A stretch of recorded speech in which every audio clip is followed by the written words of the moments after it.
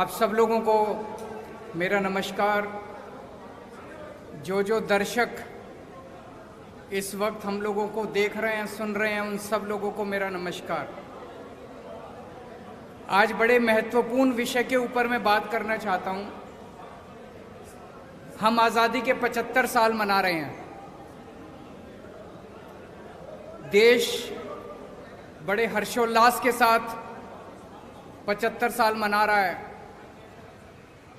लेकिन सभी के मन में एक प्रश्न है। 75 साल हो गए। 75 साल किसी भी देश के लिए कोई बहुत ज्यादा नहीं होते, पर 75 साल किसी भी देश के लिए कम भी नहीं होते। 130 करोड़ भारतीयों के मन में प्रश्न है कि इन 75 सालों में कई देश हमसे आगे निकल गए, भारत पीछे क्यों रह गया? भारत आज दुनिया का नंबर 1 देश क्यों नहीं है? भारत अमीर देश क्यों नहीं है? भारत की बहुत बड़ी संख्या आज भी गरीब क्यों है? भारत के अंदर अभी भी हर बच्चे को अच्छी शिक्षा क्यों नहीं मिलती है? हमारे में किस चीज की कमी है? भारत के लोग दुनिया के सबसे इंटेलिजेंट लोग हैं। भगवान ने जब पृथ्वी की रचना की और इंसान बनाया, सबसे इंटेलिजेंट लोग भारत में भगवान ने पैदा किए।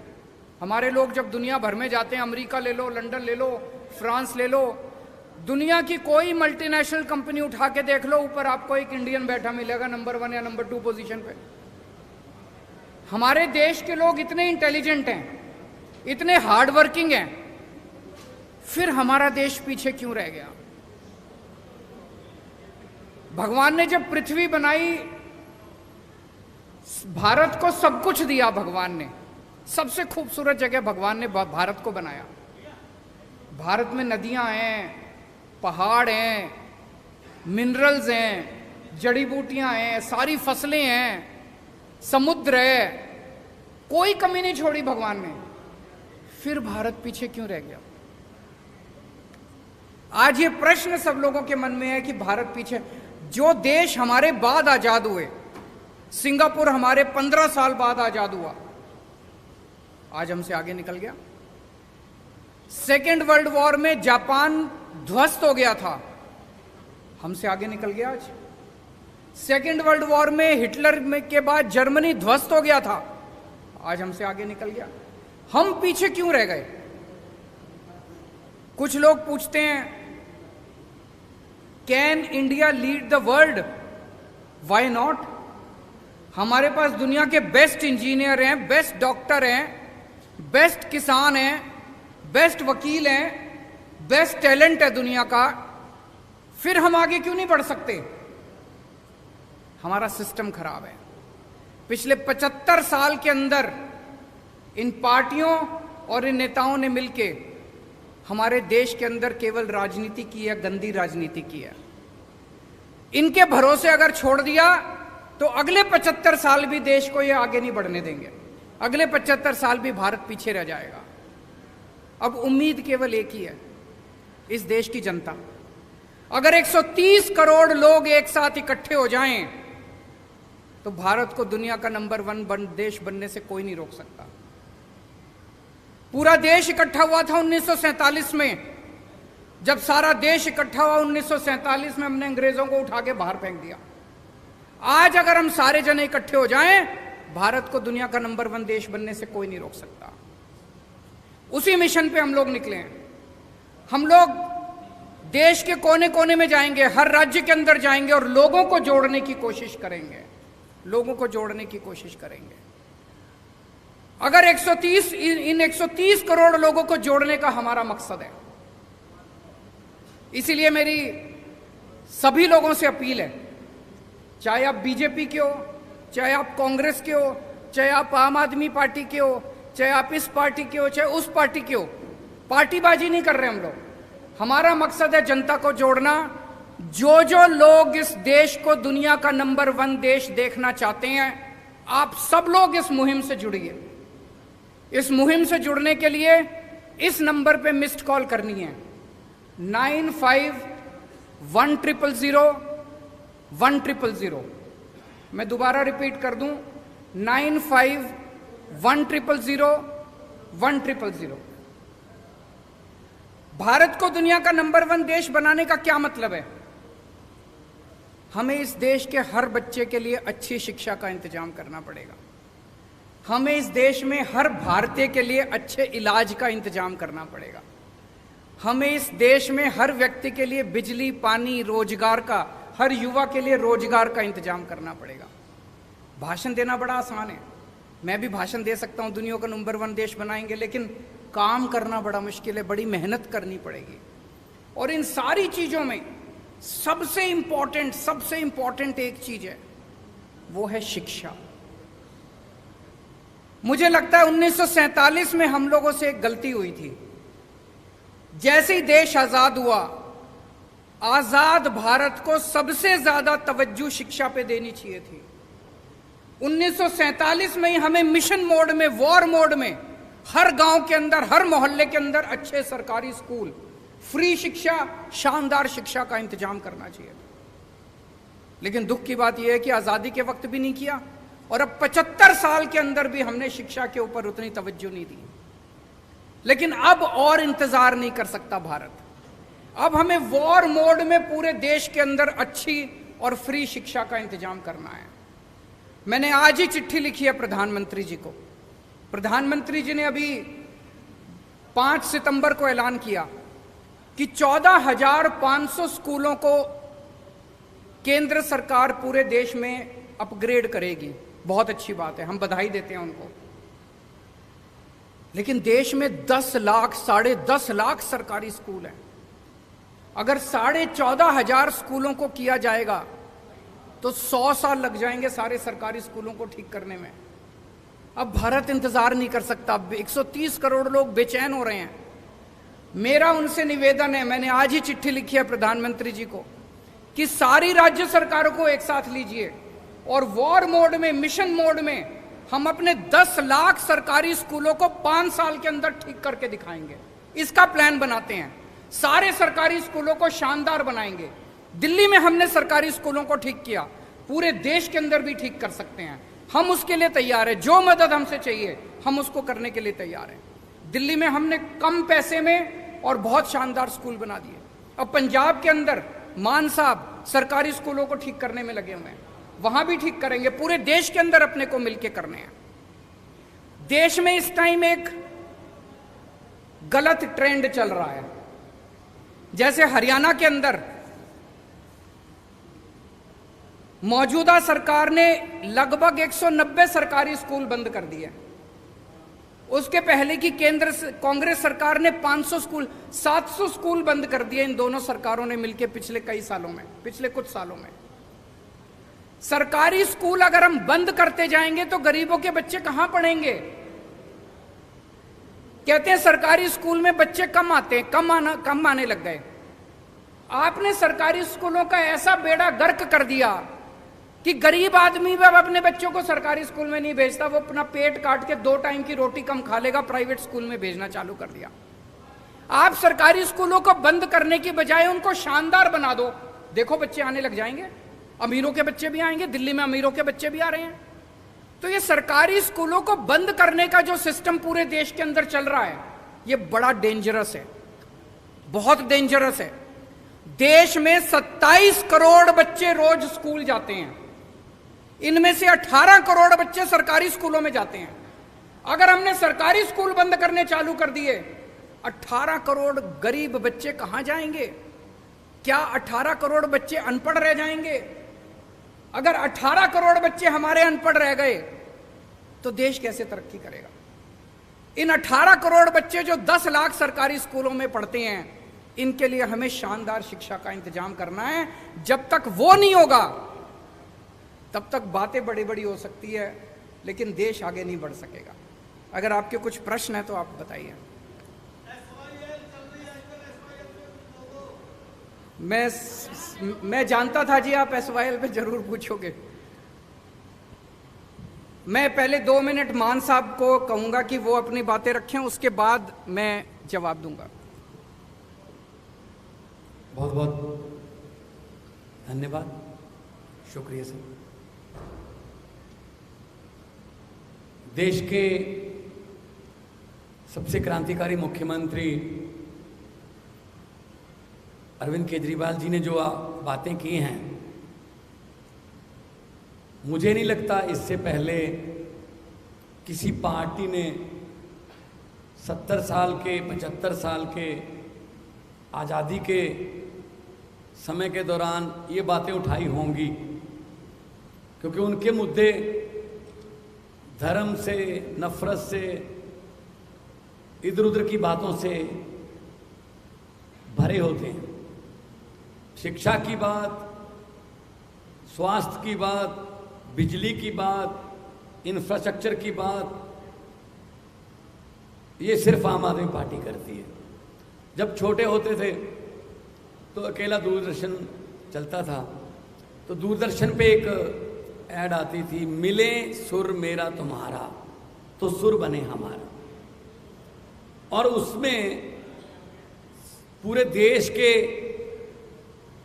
सभी वेशभूषा वाले लोगों को सम्मिलित किया गया था। एक पंजाब से भी था जो ट्रैक्टर पे जाता था, कोई तमिलनाडु से भी था, कोई गुजरात से भी था, कोई बंगाल से भी था। तो पूरे देश का सुर मिलेगा तो एक सुर बनेगा। यही बात आम आदमी पार्टी कह रही है कि अगर 123 करोड़ लोगों का सुर मिल गया एक बार, तो वो सुर जो होगा वो देश को नंबर 1 बना देगा। So make India number 1। Ukraine 25-26 साल पहले आजाद हुआ। हमें तब पता चला जब हमें वहां से बच्चे निकालने पड़े। अपने मेडिकल के स्टूडेंट्स को उनकी जान बचाने के लिए उनको वहां से लाना पड़ा कि हमारे इतनी तादाद में बच्चे बाहर जा रहे हैं। वो कोई नालायक बच्चे नहीं थे, वो कोई ऐसे बच्चे नहीं थे जिनको यहाँ एडमिशन नहीं मिल सकती। वो 99.9, 99.8, 99.7 वाले बच्चे थे। क्यों जाना पड़ा?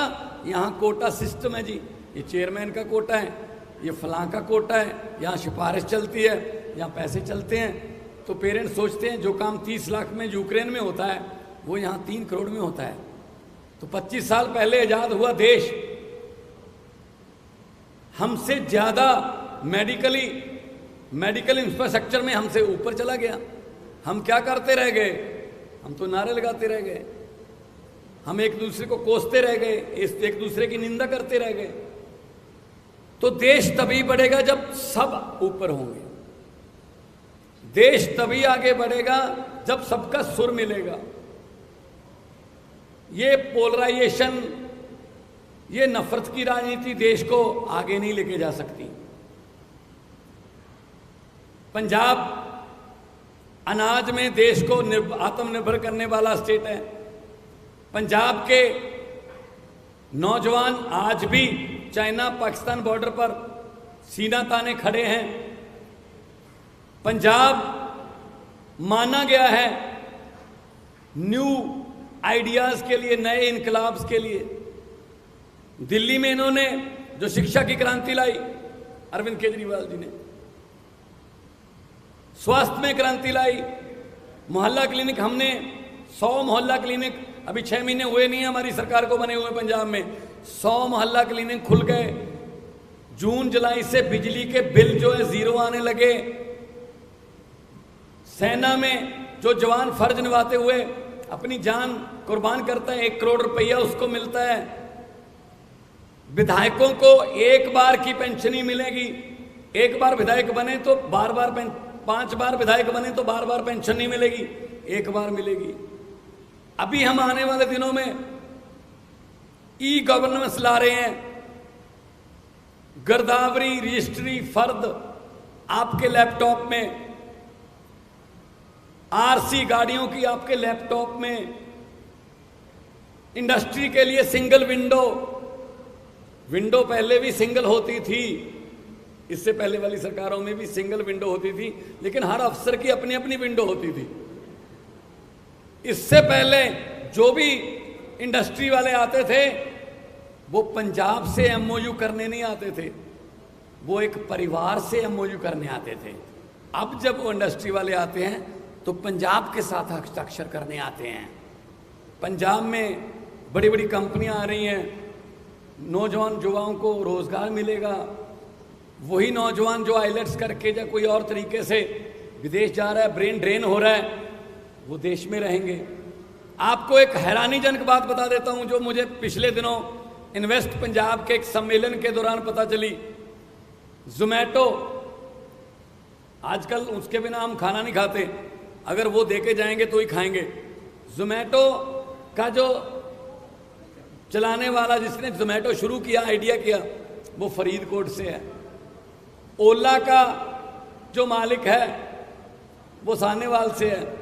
फ्लिपकार्ट पंजाबी का है। हमारे पास आइडियाज बहुत हैं, लेकिन उन आइडियाज को इंप्लीमेंट करने के लिए प्लेटफॉर्म चाहिए, तो वो प्लेटफॉर्म आम आदमी पार्टी दे रही है। आम आदमी पार्टी ऐसे प्लेटफॉर्म भी दे रही है कि छोटे छोटे घरों के नौजवान लड़के लड़कियों को एमएलए की और एमपी की टिकटें भी मिल रही हैं। तो आम आदमी पार्टी आज देश को नंबर 1 बनाने के लिए जो भी बनता अफसर होगा, कोई ऐसी कमी नहीं छोड़ेगी आम आदमी पार्टी कि देश को नंबर 1 बनाने में कोई दिक्कत रह जाए। क्योंकि जैसा कि अरविंद केजरीवाल जी ने कहा है कि देश तभी आगे बढ़ सकता है जब सब आगे बढ़ेंगे। ऐसे बातें करने से या कोई भाषण देने से या जुमले सुनाने से देश आगे नहीं बढ़ेगा। देश इसलिए आगे बढ़ेगा कि जब आप सब लोग साथ दोगे और भारत में कोई कमी नहीं छोड़ी। जैसा कि अरविंद जी ने कहा, भगवान ने सब कुछ दिया है, बस सच्ची नीयत वाले लोग जो देश को चलाएं उनकी थोड़ी कमी है। अगर सच्ची नीयत वाली सरकार आ जाए तो सब कुछ हो सकता है। आम आदमी पार्टी के 6 महीने नहीं हुए पंजाब में बने हुए, अभी 6 महीने नहीं हुए।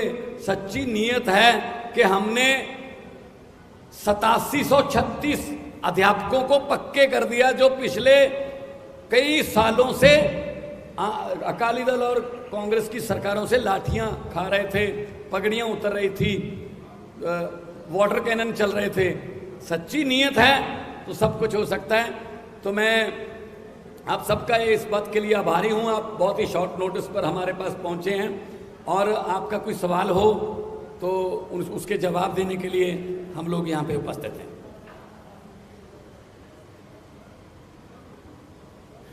अभी हमारे मीडिया के एक साथी ने एसवाईएल के बारे में पूछा कि एसवाईएल पे हमारा क्या स्टैंड है। मैं आपसे पूछना चाहता हूं कि एसवाईएल पे पंजाब कांग्रेस का क्या स्टैंड है और हरियाणा कांग्रेस का क्या स्टैंड है। एसवाईएल पे पंजाब बीजेपी का क्या स्टैंड है और हरियाणा बीजेपी का क्या स्टैंड है। पंजाब में जाते हैं ये लोग तो कहते हैं एसवाईएल बनने नहीं देंगे, हरियाणा में आते हैं ये लोग तो कहते हैं एसवाईएल लेके रहेंगे।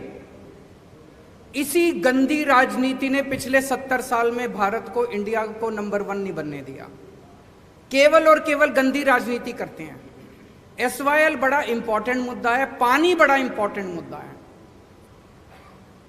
दोनों राज्यों में पानी की कमी है, हमें यह बात माननी पड़ेगी।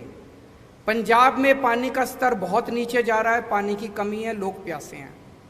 हरियाणा में पानी का स्तर बहुत नीचे जा रहा है, हरियाणा के अंदर पानी की कमी है, हरियाणा में लोग प्यासे हैं। पंजाब को भी पानी चाहिए, हरियाणा को भी पानी चाहिए। केंद्र सरकार की जिम्मेदारी है कि वो इंटरवीन करके हरियाणा के लिए भी पानी का इंतजाम करे और पंजाब के लिए भी पानी का इंतजाम करे। केंद्र सरकार का काम क्या है? केंद्र सरकार का काम ये नहीं है कि दोनों राज्यों को एक दूसरे से लड़ाए। अगर हम एक दूसरे से लड़ते रह गए तो भारत आगे कैसे बढ़ेगा? जैसा मैंने कहा कि हम मिशन पे निकले हैं, 130 करोड़ लोगों को जोड़ना है, हमें आपस में लड़ना नहीं है और ये संभव है। हरियाणा को भी पानी मिल सकता है, पंजाब को भी पानी मिल सकता है। केंद्र सरकार को जिम्मेदारी लेनी पड़ेगी। मैं प्रधानमंत्री जी से अपील करता हूं कि पंजाब के लिए भी पर्याप्त पानी का इंतजाम करें, हरियाणा के लिए भी पर्याप्त पानी का इंतजाम करें और अगर उनके पास समाधान नहीं है मेरे को बुला लें, मैं उनको समाधान बता दूंगा, लेकिन बैठ के इसका समाधान करना पड़ेगा। ये स्टैंड लेने से, पंजाब में जाओ तो एक स्टैंड ले लो, हरियाणा में जाओ दूसरा स्टैंड ले लो, ये स्टैंड की राजनीति ने पूरा गड़बड़ कर दिया। और कोई प्रश्न? समाधान बताएंगे जी, प्रधानमंत्री को समाधान निकालना चाहिए। अगर उनके पास समाधान नहीं है, मुझे चाय पे बुला ले, मैं समाधान दूंगा उनको। प्रेस कॉन्फ्रेंस के अंदर समाधान नहीं निकलते इन जटिल समस्याओं के। आपको मीटिंग के लिए बुलाया गया है एसवाईएल में। पहला सवाल तो ये कि आप उस मीटिंग में जाओगे। दूसरा सवाल मेरा ये है कि पंजाब के कर्मचारियों को इस महीने की अभी तक तनख्वाह नहीं मिली। करीब एक हफ्ता ऊपर जा चुका है जब उनको तनख्वाह उनकी मिल जाती है। आपका पहला सवाल है, अगर हरियाणा के मुख्यमंत्री और पंजाब के मुख्यमंत्री की कोई मीटिंग केंद्र सरकार की, जो कहते हैं कि केंद्र सरकार ने कहा है कि दोनों मीटिंग कर लें, हम मिलने को तैयार हैं, मुझे मिलने में कोई हर्ज नहीं है। लेकिन जैसा कि अरविंद जी ने कहा, केंद्र सरकार का ये फर्ज बनता है कि वो इस समस्या का समाधान करे, ना कि दोनों को मीटिंग में बिठाकर उसके बाद बाहर आकर अपने अपने वक्तव्य देने के लिए उनको छोड़ दें। तो मैं Punjab as a head of the state in Punjab, मैं जाने के लिए तैयार हूं। मुख्यमंत्री साहब हरियाणा के आए, बातचीत करेंगे, लेकिन कम से कम केंद्र सरकार जो है वो बाकी कामों के लिए राज्यों पर बहुत कुछ थोपती है। आप ये नहीं कर सकते, जीएसटी ये नहीं कर सकते, आप ये नहीं कर सकते, ये नहीं कर सकते। तो केंद्र सरकार जो है वो पंजाब का पानी पूरा कर दे पंजाब के पास, और हरियाणा का पानी भी पूरा कर दे। हरियाणा में भी जैसा कहा कि दोनों भाई हैं छोटे, हरियाणा छोटा भाई है, पंजाब बड़ा भाई है। तो हमें लड़ाने की बजाय वो समाधान निकालें। दूसरा, आज शाम तक वो जो हमारे एम्प्लॉइज़ की कुछ तनख्वाह रहती है वो मिल जाएगी, क्योंकि हमने पॉजिटिव राजनीति की है। हमने मुलाजिम पक्के किए, हमने भर्ती की, और हमने शुगर केन वाले जो गन्ना मुलाजिम थे पिछले कई सालों से धरने दे रहे थे, उनके पैसे भी आज ही जा रहे हैं। 94.98 करोड़ आज ही जा रहे हैं। आज शाम को तनख्वाह भी मिलेगी। हमने खजाने में जितने भी पैसे आते हैं हमने लोगों के लिए खोल रखे हैं। हम कर्जा भी नहीं लेते, लेकिन लोगों को हम कोई कमी भी नहीं छोड़ेंगे। और इस बार 23% जीएसटी की कलेक्शन बढ़ी है, और जितना टैक्स आएगा हम इंफ्रास्ट्रक्चर के रूप में, हम स्कूलों के रूप में, सस्ती बिजली के रूप में, हम सड़कों के रूप में, अच्छे स्कूलों के रूप में, मोहल्ला क्लिनिक के रूप में लोगों पर ही खर्च करेंगे।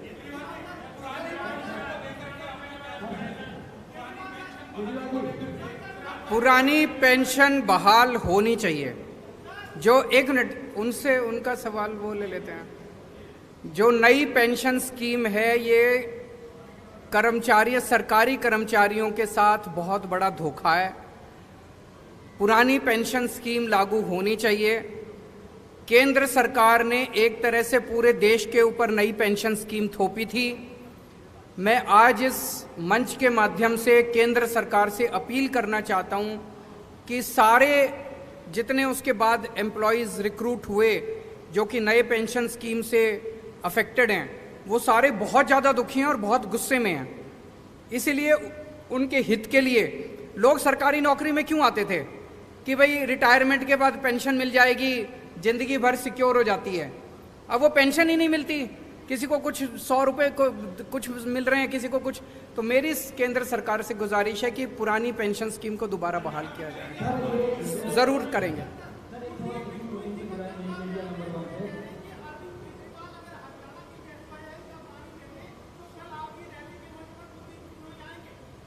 कुलदीप बिश्नोई की जरूरत ही नहीं हमको।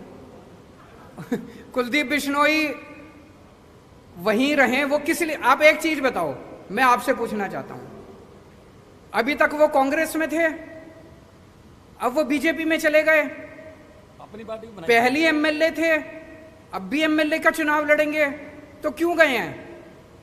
उनके ऊपर इतने सारे केस थे, इतने सारे केस थे, तो वो अपने केस रफा दफा कराने के लिए गए हैं। तो वो जनता से वोट किस लिए मांग रहे हैं अब? वो इसलिए नहीं मांग रहे कि मैं तुम्हारा कुछ भला करूंगा, भला तो पहले कर देते, अभी भी कांग्रेस में ही थे, एमएलए ही थे। वो जनता से कह रहे हैं मेरे को वोट दो ताकि मैं अपने सारे केस रफा दफा करा लूं। तो कुलदीप बिश्नोई जहां हैं वहीं रहे, उनकी हमें जरूरत नहीं है।